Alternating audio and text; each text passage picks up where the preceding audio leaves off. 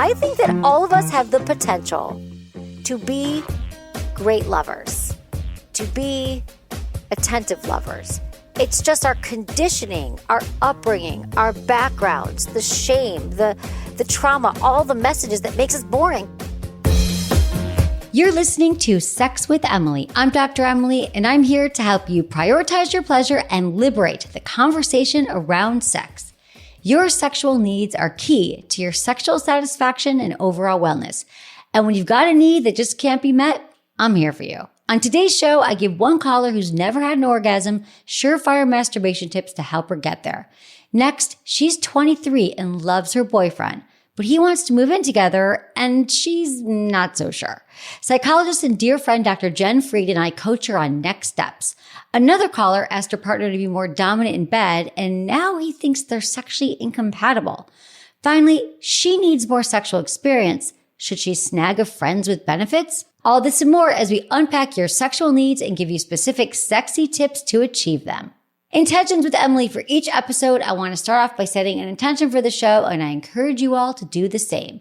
Well, my intention is to help you get to know yourself sexually. The deeper you go inside and understand your own eroticism and turn-ons, the better you can communicate that to a partner.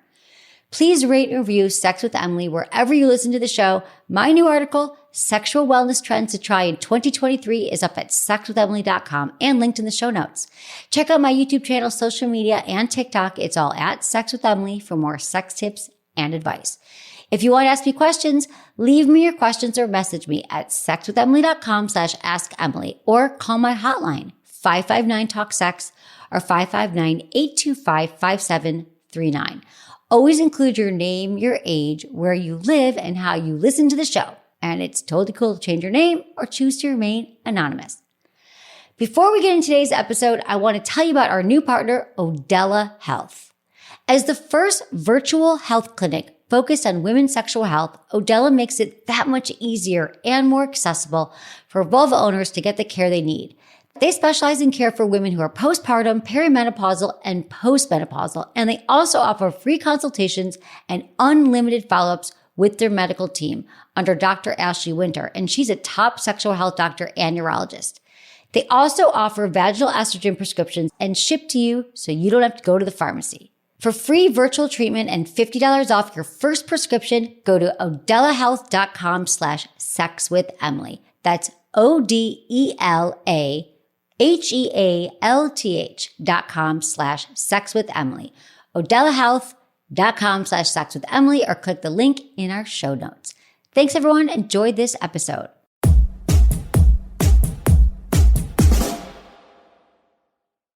By now, you've probably heard my Magic Wand story. It's a brand that's been part of my personal journey for more than 20 years. But no matter how many times I sing Magic Wand's praises, I'll never be able to fully capture the story of this incredible brand. Well, now journalist and author Kate Sloan just completed a limited audio series documenting the history and impact that Magic Wand has created over the last 56 years. It's called Making Magic. And the series chronicles Magic Wand's incredible brand story through interviews with nearly 40 experts, performers, business owners, educators, and fans. So I got a sneak preview of this series, and what I loved is that Kate weaves together snippets from all their interviews into this amazing story arc. She covers Magic Wand's journey from appliance store massager to its legendary influence on culture and sexual independence, and it's all just fascinating. The first episodes of Making Magic are available now at makingmagicseries.com or on all popular podcast platforms. Just search for Making Magic or visit makingmagicseries.com today.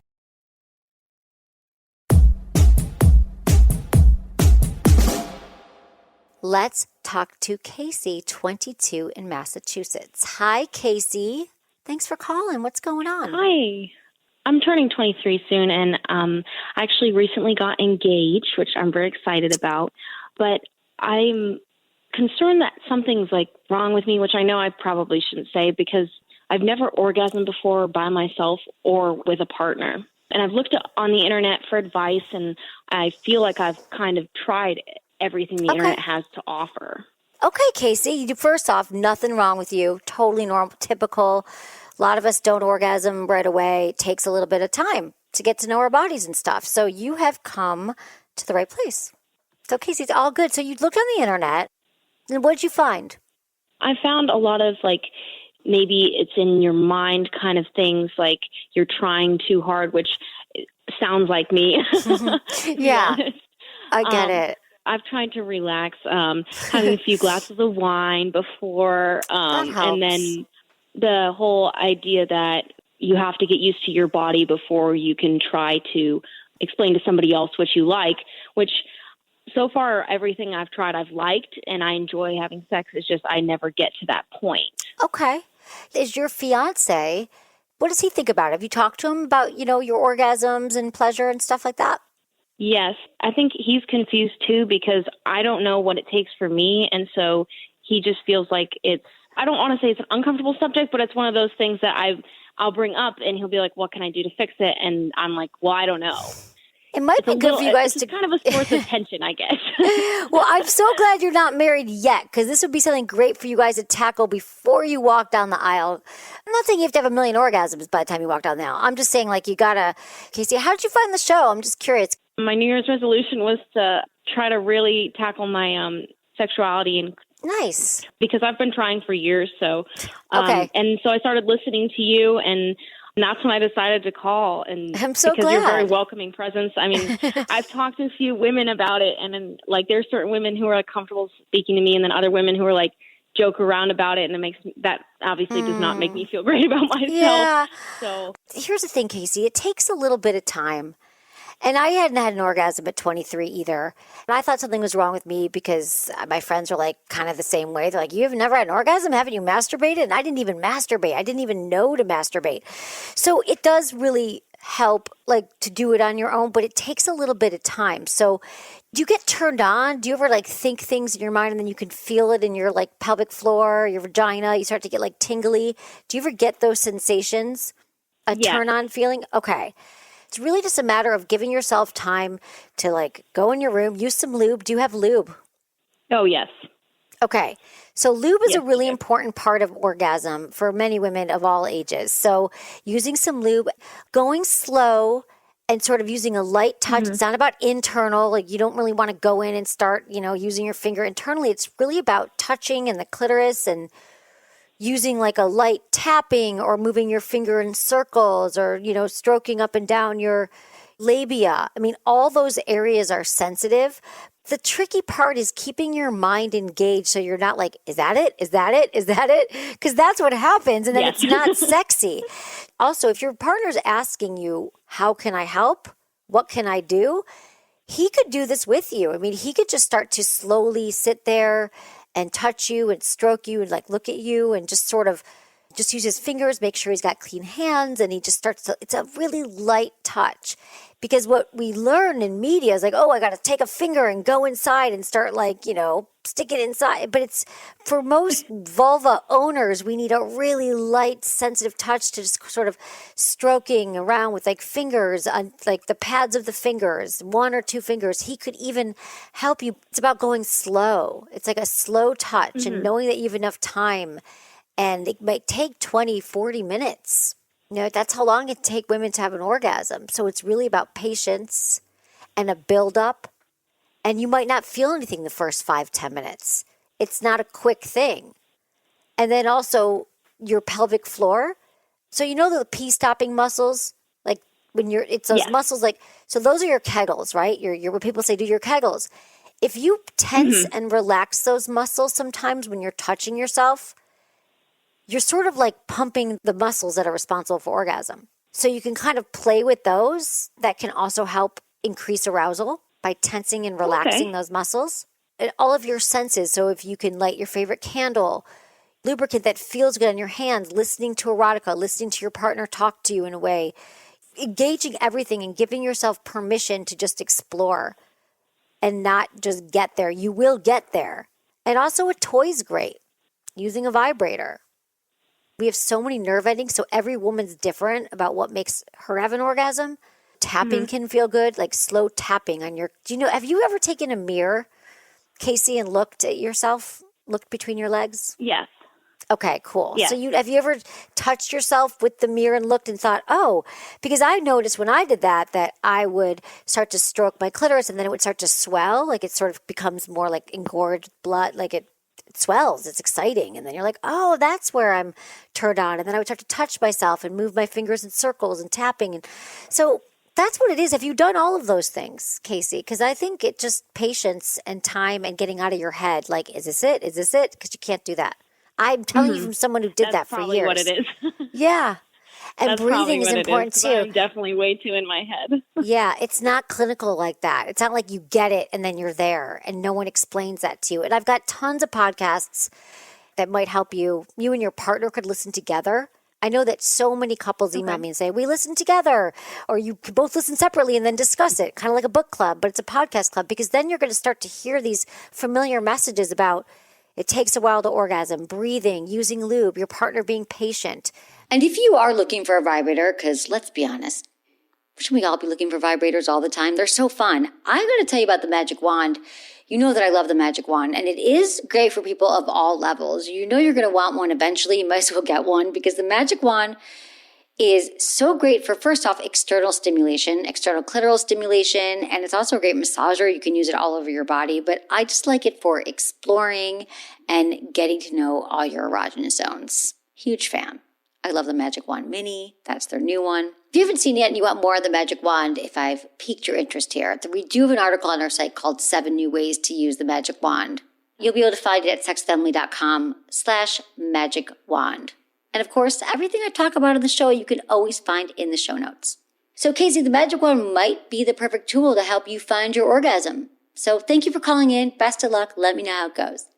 Let's talk to Lizzie, 23, in San Francisco. Hi, Lizzie. What's going on? How can we help you? Hi, Dr. Emily. Thank you for taking my call. I'm super nervous. I don't know why. It's okay. Take a few deep breaths. We're good. We're going to help you. Yeah. Thank you. I appreciate it. I was just calling because next week I'm going to be moving in with my boyfriend of 3 years, and I'm super excited about it. Like, I love our relationship. I think it's beautiful what we're doing. But I am honestly so terrified. And, like, he seems super optimistic. Like, yeah, it's going to work out. Like, super excited just as I am. But I'm like, hey, let's talk about, like, an exit strategy. Let's just, like, prepare. And then, I don't know, I feel kind of guilty for, like, asking myself these questions or thinking, like, why am I so scared when he's super optimistic? And, like, what if this is it? Like, we both want to obviously get married if things work out.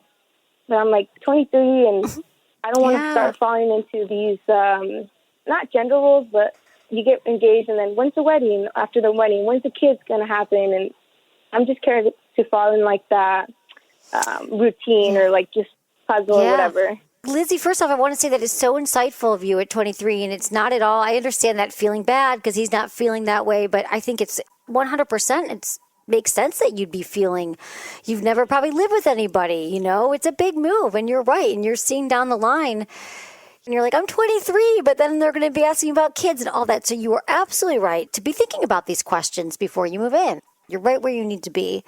My first question, is there anything, like if you have to name the specific fears, is it more like, do you have concerns about the relationship? Is it more like you just don't think you're really ready yet? Have you guys, like, what's the main fear right now? I think the main fear is just, like I said, just falling into the rat race, you know, but for like everyday life and just having that routine. And like I see, you know, my older sister, she, you know, has a kid and she's living with her boyfriend or not her boyfriend, her baby daddy and stuff. And she was just telling me about like all these routines and how the relationship changes and how like, you know, it can be really frustrating to kind of just stick together and move forward towards things. And then, you know, his family is like super amazing. And, you know, everyone in his family is like married and been married for like 23 years. Like, so he's surrounded by like, you know, he has that expectation of, hey, like, we're doing this, we're going to be like for real, like one and only kind of thing.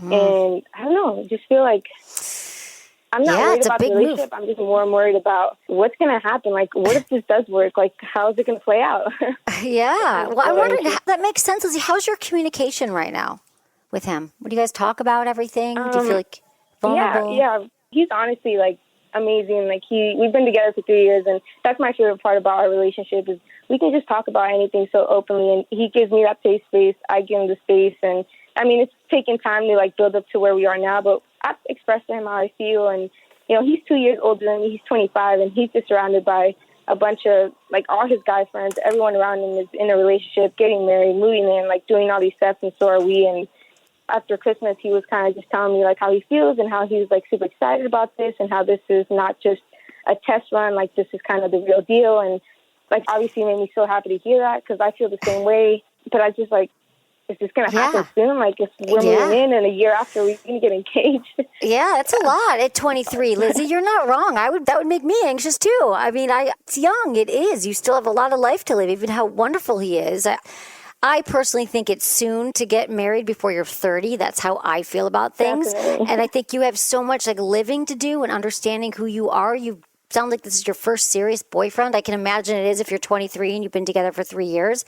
And so what I'm hearing is, and I'd love to hear it, Jen's I'm sure has got lots of stuff on this, but I just feel like it seems like it's his agenda and his family or his culture that's kind of pushing it. And I just want to make you be mindful of that you get to have your own opinion about it too and what you want and don't have to feel bad for it, that you have a different view of the pace you want it to go.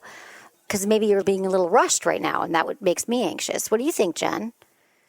Well, I love that you called in, first of all. I think it takes a lot of bravery, and it shows me how thoughtful you are about this very lovely relationship. First of all, congratulations that you have such a good relationship. Really, the hallmark of a great relationship is you can say to your partner, if I don't follow the timeline of get married, have a kid in the next few years, is that still good with you? Because I'm too young to know exactly what my timeline is, or even if I want to have a family. And I need to know that you love me, not just the ideas that you're committed to of family and marriage. I need to know you love me because I'm still developing. Can you have that conversation with him? Yeah, I definitely can. He's super just loving, and, you know, whenever I need to talk, we just talk it out. And, you know, when I expressed to him that, like, that day that he was just feeling all his, like, love for me or whatever, and he was like, whoa, don't worry, like, I'm not proposing. And I was like, okay. I was like, it's not that I don't want to be with you. It's just that, like, I'm only 23. That's exactly what I said. He's like, no, I don't want to get married, like, anytime soon either. But, like, that's where I'm headed towards. And then I'm just not that I'm not headed towards that. I just don't want to do that till, like Emily said, you know, in my early 30s, late 20s. Like, that's when I want to start thinking about that. I've never brought it up to him in that way, Jen. So thank you for that. I was definitely... Maybe that's a better way to say it. She said it beautifully. I would go write that down because I think that that's a really great intention, and it's a way of saying it that it's just really from your heart and it's really your truth. Maybe kind of see how he reacts to it because he still has what he wants, his agenda. So remember, it's not a one-time thing. It's okay to say it to him and then continue to talk about it and see how it unfolds. And just, you know, you're not in a rush. And so... really seeing, because he said he's not in a rush, but then you also said that his friends are all getting married right now at 25. So, you know, our culture, our friends, people, our community has a really big impact on decisions we make. So it doesn't sound like that's your community, but more his community. So I just, you know, just keep having these conversations and being with your truth. And you might want to, you know, you said that you said something similar to this, that he said, oh, no, don't worry, I don't want to anytime soon. But you're allowed to push him and say, well, tell me what you said no time soon. But let me know. What do you see? And he might be like, well, maybe a year from now. Well, I don't know. It sounds like that might be too soon from you. You know what I'm saying? Like, he might not want to wait till he's 30. So I would really just try to get really specific, staying in your very loving, trusting relationship. I love that you're able to have these conversations, but I think it's okay to kind of get more information from him as he says things like that. Like, oh, it's not soon, but... I just wanted to add, because I think we take these norms as so given. You know, I'm 24 years into my relationship and I never wanted to be married. And I am completely committed. And it's just not an institution I wanted to get behind for reasons of my own. Mm-hmm. But I want all women and men and everyone to realize the institution doesn't own us. Our relationships are our private experience, and however we want and need them to be shouldn't be defined by anyone else. Mm-hmm. You get to decide. Thank you for saying that. Mm-hmm. Yeah. Thank you, Jen. Yeah. Thank you for saying that. It's so true. Those norms are what freak me out.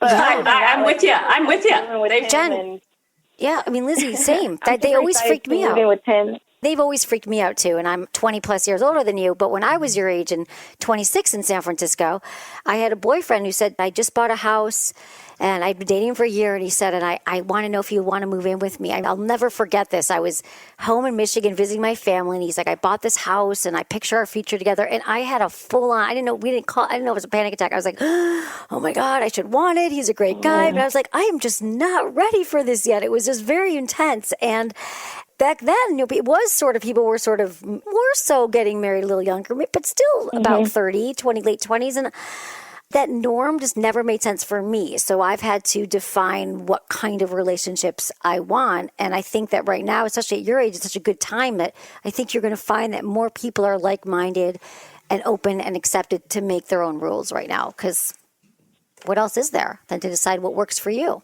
And if it's not your boyfriend, eventually, I mean, I hope it is, but that's okay too. Because it's more important that you are true to yourself and your values. Because this is not something you want to just acquiesce on, is commitment. And one more thing, again, I want to say, 3 years of having a great relationship from 20 to 23 or 20 to 25 is a celebration. Like, to me, the only thing that matters in friendship and love is how good is the connection. And I can tell by what you're saying that you have really found a person to have a great ride with. We just don't know how long it is, and you don't have to decide right now. Yeah, and that's exactly what I'm trying to get at. It's like, I know it's like good. Like, we have the relationship that like I would want to have. Like, I have someone, he's the first person I call in any instance, and vice versa. And it's crazy because when we first met, we kind of both knew we were going to be together, even though we weren't together at the time. And like, it's a beautiful thing, but it's like, what if this is it? And like, how does you'll be fine if it turns out on a day to day, you'll be good. And we'll be here for you. Take it one day at a time. You're so welcome. Thanks, Lizzie. You did great. Stick around, because when we're back, I'm working through a sex talk gone wrong and helping a listener find a great partner for casual sex.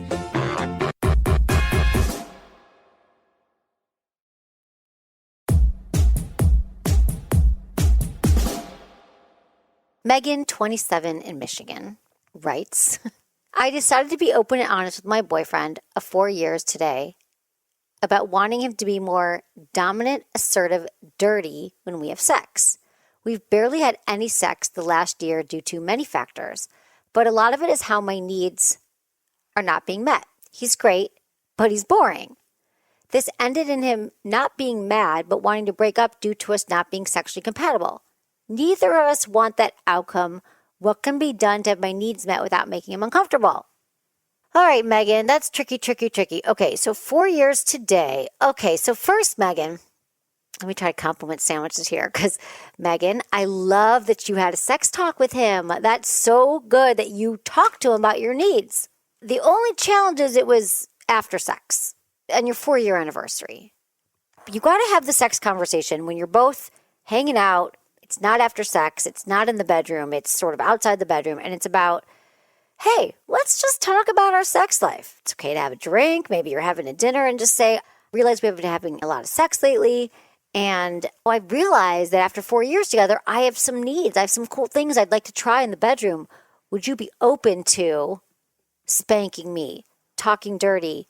And I don't know if this is the first time you've told him, because the other thing is, it's been 4 years. You stopped having sex in the last year. And then to come out of the gate and say, we never have sex, you're boring, you're not doing enough, I might break up with you too, because you're blaming and you're shaming in a way. Not that you meant to blame and shame, but that's how he heard it. Because to back that up, if you've never talked about sex with your partner, and then I'll guarantee you that your partner, if he's never talked about sex with you, he's probably never talked about sex with anybody. Probably didn't have sex education, probably maybe was shamed for it growing up talking about sex, so it was never welcome. So it's kind of shameful. It's kind of embarrassing, right? We just don't talk about sex. That's how most of this world, at least definitely in America, is made up. So then you come out of the gate and you're like, we're not having sex. I need you to talk dirty. I need you to be assertive. And then he feels like, fuck it, I'm out. I don't know how to fix this. I feel shamed. I feel awful. I want to be a great lover to you. And now I'm just like, how do I get out of this heap of shit? Like, how do I get out of this feeling horrible? So I'm just going to bail. So if you want to make it work with him, you can sort of roll this back and say, let's just kind of go back to the basics here. What kind of sex really turns you on? What are the 3 most memorable times we've had sex? I can tell you my most memorable times we've had sex. Let me walk through with you. And this is not just a one-time conversation. This is an ongoing conversation that my goal is for couples to have it all the time. And then it becomes fun once you get past the shame and the embarrassment and him feeling inadequate and you feeling bad. That stuff goes away. The problem with the sex conversation is that we all take it so personally, and then it becomes an assault on our character, and then we can't move past it. But imagine a world where we just talk about it all the time. And it just becomes part of our lexicon. We're just talking about it. And so then when you bring it up, like, oh, I realized we didn't have as much sex last week and I would love to have more. It's not like an assault on his character. So you could roll back and say, I don't want to make you uncomfortable. I want to roll this back. We have a pleasure planner that's on our website. And it's a downloadable that you guys can do together. And it's going to ask you questions. What are memorable times you've had sex? What are some things we're looking forward to? What's bring us the most pleasure in the past? What's bring us less pleasure? And it's just going to help you guys build it from scratch. The kind of things that turn you on, the kind of things that make you feel good, reminiscing on your past, going towards the future. You can also check out the yes, no, maybe list, because I think what you're going to find is once maybe he is a lot more interesting than you think. I think that all of us have the potential to be great lovers, to be attentive lovers. It's just our conditioning, our upbringing, our backgrounds, the shame, the trauma, all the messages that makes us boring. Because I don't think anybody wants to be boring in bed. Nobody wants to be shut down when it comes to sex. But we don't have a lot of great role models or people doing it or examples, which is why I think a lot of you listen to this show. But what my world that I envision is that you all have these tools at your disposal without me. So starting there, let's plan out the year. Let's talk about it. You can apologize to him if you hurt his feelings. And you could say, let's just start assuming that we're both coming from the same place. We both have the same intention. I want to be a great lover to you. You want to be a great lover to me. And let's start from there. This is from Emily, 22 in Thousand Oaks.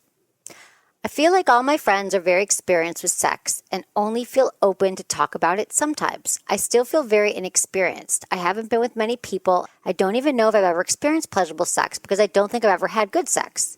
I'm a pretty tall girl, so it's uncomfortable for me to be on top. I've been working on getting to know my body and started masturbating. I think what I'm trying to say is I want to try more sex and become more comfortable, but I don't want to sleep with just anyone. It's nice to find a partner or a fuck buddy, but I have none in mind. Yeah. It's hard to find a quality person. Here's the news, though. The dating apps are popping. They're not what you think. If you're like, oh, the dating apps, they're just for hookups, like, or people are going to ghost you. Yeah, people are going to ghost you in real life. People are going to ghost you on the apps. But it is true that they're saying that this was another thing that came out last week about, like, more people are meeting on apps than anywhere. And it even said that people on apps were looking to get into quality relationships, long-term relationships. Why I like that survey is because people always think the apps are not. And this was like a conclusive study that said people on the apps take it seriously. The majority of them want to get into a long-term relationship. But Emily, that doesn't help your question because you just want to get a friends with benefit. Now, you're not going out. Probably you're not meeting people. You're not doing stuff like that. So I would just practice maybe talking on the apps and just start practicing getting to know people. I recommend doing a video chat, kind of start to vet people on the apps. And just because you're tall doesn't mean you're not going to be able to get comfortable on top. I want to say this to everybody, all the angst, the 20-something people who have so much like angst about sex that you should already know how to be this and you should already know how to do that. How would you know if you haven't done it, if you haven't had as many partners? And if you have had partners, you probably weren't open and talking about it. So it just takes experience. It's like you can't beat yourself up for things that you haven't even had a chance to try yet. But I like that you just started masturbating. I think that's great. And it's also important to continue to not just masturbate, though. Like get comfortable with your fantasies. Read erotica. Listen to erotica. Get in the mood. Start thinking about different ways you can pleasure yourself.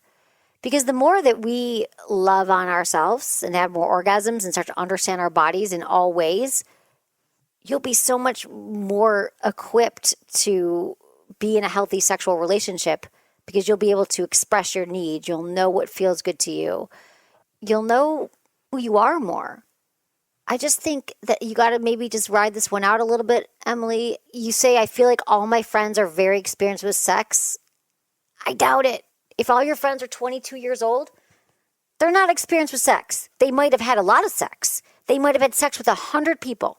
Their number might be 100. But I'm telling you, there's a big difference between frequenting sex and being experienced, a skilled lover. A skilled lover takes time and years and wisdom and communicating and all these things. So they're in the same boat you are. Consider yourself starting now. 22 is a great time to start experimenting. And I don't know, you know how you know when you meet someone and that you want to be friends with them? We should just use that same test when we want to start dating someone, okay? Hear me out. If you want to become friends with someone, they're interested in you. They call you back. They make plans. They're there for you. They treat you well. You feel better when you're with them and you feel safe. You're not walking on eggshells. Let's put that same litmus test, those same values when we're looking for a partner, like a boyfriend or a girlfriend or anyone you want to be with.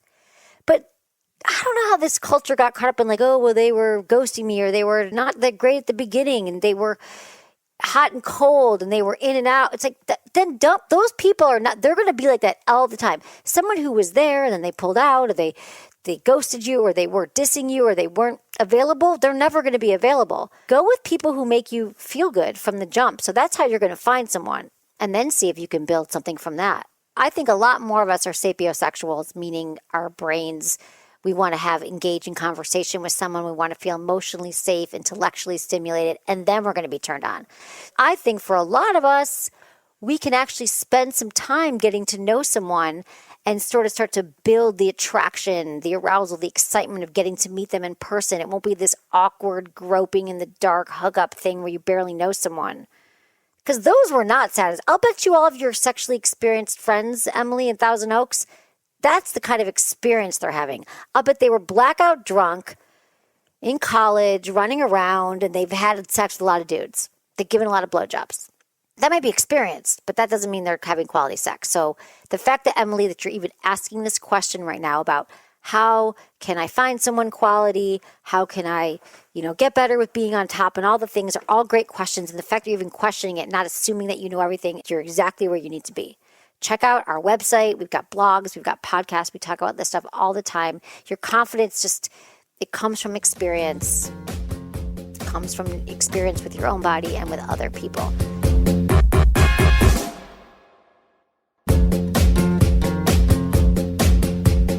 That's it for today's episode. See you on Tuesday. Thanks for listening to Sex with Emily. Be sure to like, subscribe, and give us a review wherever you listen to the podcast and share this with a friend or partner. You can find me on YouTube, Instagram, Facebook, and Twitter at Sex with Emily. Oh, I've been told I give really good email. So sign up at sexwithemily.com. And while you're there, check out my free guides and articles for more ways to prioritize your pleasure. If you'd like to ask me about your sex life, dating, or relationships, call my hotline, 559-TALK-SEX. That's 559-825-5739. Or go to sexwithemily.com/askemily. Special thanks to Acast for powering the Sex with Emily podcast. Was it good for you? Email me, feedback@sexwithemily.com.